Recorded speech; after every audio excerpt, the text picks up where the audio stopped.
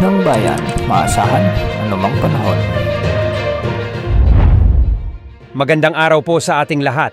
Narito ang update sa lagay ng panahon ngayong Sabado, July 20, 2024. Dalawang bagyo ngayon ang binabantayan ngayon sa loob at labas ng ating bansa.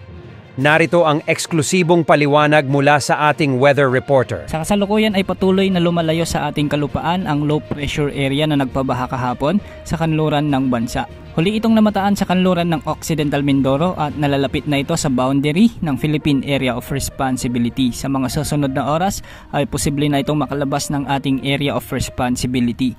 Ayon naman sa Japan Meteorological Agency, isa na itong ganap na bagyo o tropical depression. Kung sakali mang maging ganap na bagyo ito sa loob ng ating Philippine Area of Responsibility, papangalanan ito ng Pag-asa bilang bagyong Butchoy.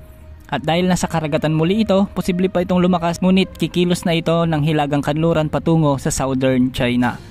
Samantala habang ito ay lumalayo sa bansa, isang panibagong bagyo naman ang nagbabanta na buo ito sa silangang karagatan ng bansa sa loob ng ating Philippine Area of Responsibility. Sa kasalukuyan, isa pa lamang itong low pressure area ayon sa kategorya ng Pag-asa, ngunit ayon naman sa Japan Meteorological Agency o GMA, isa na itong ganap na bagyo o tropical depression.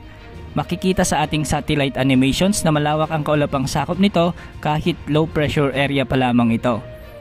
Nakikita naman ng mga wind models na posible itong maging malawak at malakas na bagyo sa mga susunod na araw habang binabagtas ang karagatan sa silangan ng Pilipinas. Sa ngayon, tumataas na ang tsansa nitong maging bagyo sa susunod na 24 oras ayon sa Pag-asa.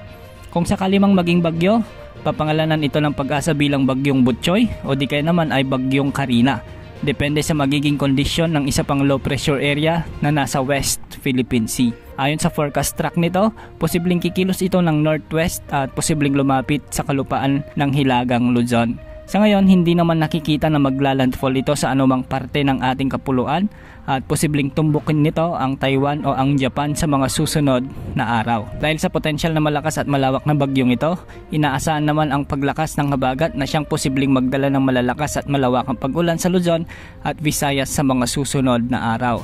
Sa ngayon, pinapayuhan na natin ang ating mga kababayan sa mga posibilidad ng pagbaha at landslides dahil sa nagbabadyang malalakas na ulan sa susunod na linggo, dala ng potensyal na malakas na bagyo. Posible pa ring magbago ang mga forecast na ito kaya't manatiling nakaantabay sa mga updates na ating ilalabas. Yan ang update sa lagay ng panahon. Ito po ang weather update ng bayan. Maaasahan anumang panahon.